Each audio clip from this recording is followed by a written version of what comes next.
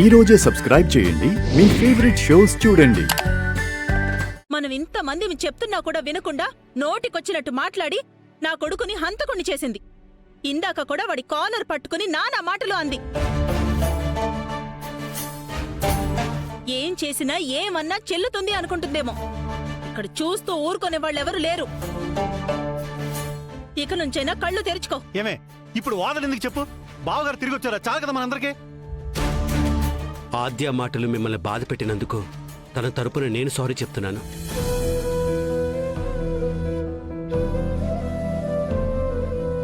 I'm extremely sorry scene.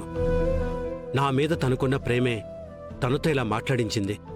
అయ్యో మామయ్య, అవన్నీ చిన్న చిన్న అపార్థాలు మాత్రమే. మీరు దాని గురించి ఆలోచించకండి.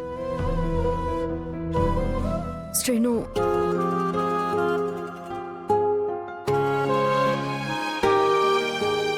అబద్ధం చెప్తున్నాడు పెదనాన్న.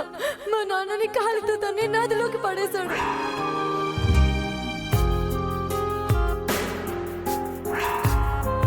నీలాంటివన్నీ ప్రేమించినందుకు సిగ్గుపడుతున్నాను. ఈ శ్రీనుతో పాటు ఈ ఇంట్లో నేను ఉండలేను. ఈ పైశాచికపు ప్రేమను భరించడం నా వల్ల కాదు.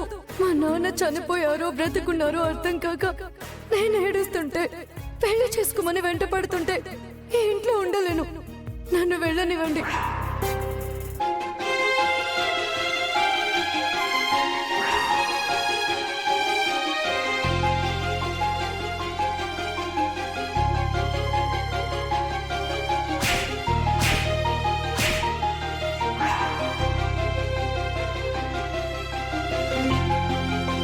నువ్వు ఎక్కడికి వెళ్ళడానికి వీల్లేదు. నువ్వు వెళ్ళిపోతే నేనేమైపోవాలి ఆద్య? నా పరిస్థితి నీకు పట్టదా? అందరి గురించి ఆలోచించే నువ్వు నా గురించి ఆలోచించవా? ప్లీజ్ ఆద్య.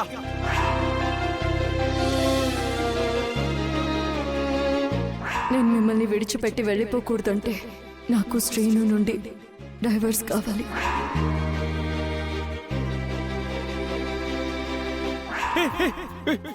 బల్లాద్య. ఒళ్ళు జల్తరించిందా? అవునాద్య. నువ్వు నన్ను టచ్ చేసినా నాకు అలాగే కంపరంగా ఉంటుంది.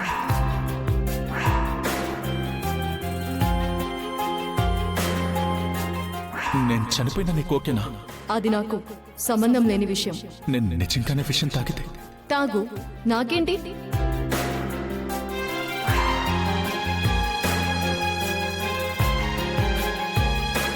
ఒకరంటే ఒకరికి ప్రాణమైతే ఆ ప్రేమ కోసమే మేము మళ్ళీ కలుస్తాం.